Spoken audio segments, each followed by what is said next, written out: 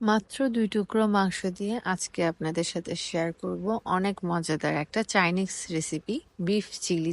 আমরা প্রায় chicken chilli রান্না করে থাকি, আজকে আপনাদের সাথে বিফ চিলিটাই শেয়ার করছি। আসসালামু আলাইকুম সবাইকে, দিলুন্নাস ব্লগ থেকে স্বাগতম। আমি খুবই ছোট ছোট দুটো মাংসের টুকরা নিয়েছি, এগুলোকে এখন একদম পাতলা করে কেটে নিচ্ছি। যেহেতু আমরা বিফটাকে টোটালি রান্না করব না, শুধু ফ্রাই করব, সেজন্য যতটুকু পাতলা করা যায় সেটাই ভালো। আমি বিফগুলোকে অলরেডি কেটে নিয়েছি পাতলা করে। তারপর এখানে দিয়ে দিচ্ছি সামান্য আদা বাটা, সামান্য জিরা, সামান্য হলুদ, সামান্য মরিচ, সামান্য ধনিয়া গুঁড়া, আর দিয়ে দিচ্ছি কিছুটা সয়া সস, আর দিয়ে দিচ্ছি ভিনেগার। সবকিছুই একদম সামান্য করে দিচ্ছি, কারণ আমার এখানে বিফের পরিমাণটা অনেক কম। সাথে দিয়ে দিচ্ছি সামান্য পরিমাণে লবণ। সবকিছু দিয়ে আমি একদম মাখিয়ে নিয়েছি। আমি রসুনের পেস্টটা আর দইটা দিতে ভুলে গিয়েছিলাম, সেজন্য লাস্টে অ্যাড করে আবার ভালোভাবে মাখিয়ে এটাকে আমি রেস্ট করতে দিব প্রায় ১ ঘন্টার মতো। আপনি যত বেশি রেস্ট করবেন আপনার বিফটা তাড়াতাড়ি নরম হবে আর শক্ত হয়ে যাবে না, আর এর ভেতরে স্বাদটাও খুব ভালো হবে। ১ ঘন্টা পর আমি বিফটাকে ফ্রাই করার আগে এখানে ১ চামচের মতো কর্নফ্লাওয়ার আর ১ চামচের মতো ময়দা দিয়ে দিয়েছি। এখন আমি বিফগুলোকে ফ্রাই করে নেব।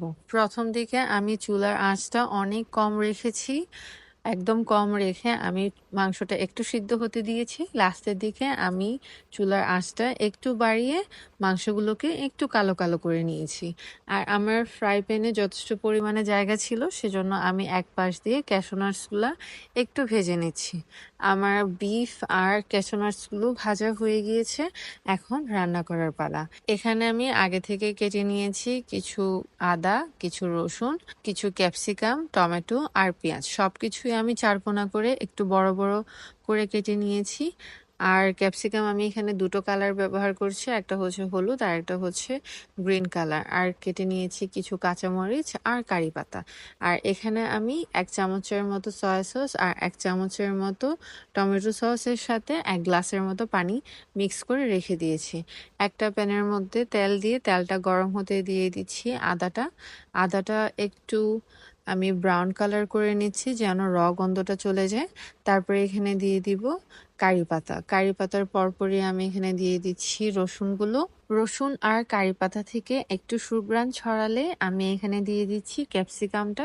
আমি আগে পেঁয়াজটা ব্যবহার করছি না, আগে ক্যাপসিকামটা ব্যবহার করছি যেন ক্যাপসিকামটা একটু নরম হয়ে যায়, অনেক বেশি না আবার। আপনারা চাইলে পেঁয়াজ ক্যাপসিকাম একসাথে দিয়ে দিতে পারেন যদি কারো কাঁচা ক্যাপসিকামটা একটু ভালো লাগে সেক্ষেত্রে। আর এখানে আমি পেঁয়াজ দিয়ে দিলাম, জাস্ট ১টা মিনিট আমি সটে করে নিয়েছি, তারপরে পেঁয়াজ দিয়ে দিয়েছি। পেঁয়াজ দেওয়ার পর আমি আবার দিয়ে দিলাম কাঁচামরিচগুলা। ৩০ সেকেন্ডের মতো নেড়ে চেড়ে আমি দিয়ে দিলাম টমেটোটা। তারপর আবারও ৩০ সেকেন্ডের মতো নেড়ে চেড়ে আমি এখানে দিয়ে দিচ্ছি এখন ভেজে রাখা আমার মাংসগুলো। বিফটা দেওয়ার পরে আমি প্রায় ৩০ সেকেন্ড নেড়ে চেড়ে এখানে দিয়ে দিচ্ছি সামান্য পরিমাণে গোলমরিচ, সাথে দিয়ে দিচ্ছি সামান্য পরিমাণে চিলি ফ্লেক্স। দুটোই অপশনাল, আপনারা চাইলে স্কিপ করতে পারেন, যেহেতু আমার একটু ঝাল পছন্দ সেজন্য আমি এই দুটোই দিয়ে দিলাম। আর এখানে আমার লবণটা একটু কম হয়েছে সেজন্য সামান্য পরিমাণে লবণ দিয়ে দিলাম। আর এখানে দিয়ে দিচ্ছি প্রথম থেকে রেডি করে রাখা সয়া সস আর টমেটো সসের মিশ্রণটা। তারপরে দিয়ে দিলাম কাজু বাদামটা। একটু নেড়ে চেড়ে আমি এখানে কিছুটা কর্নফ্লাওয়ার পানি গুলিয়ে রেখেছি সেটা দিয়ে দিলাম। তারপর ৩০ সেকেন্ডের মতো নেড়ে চেড়ে ধনেপাতা আর উপর থেকে সামান্য সিসিমি সিডস ছড়িয়ে দিয়ে পরিবেশন করুন এই বিফ চিলি।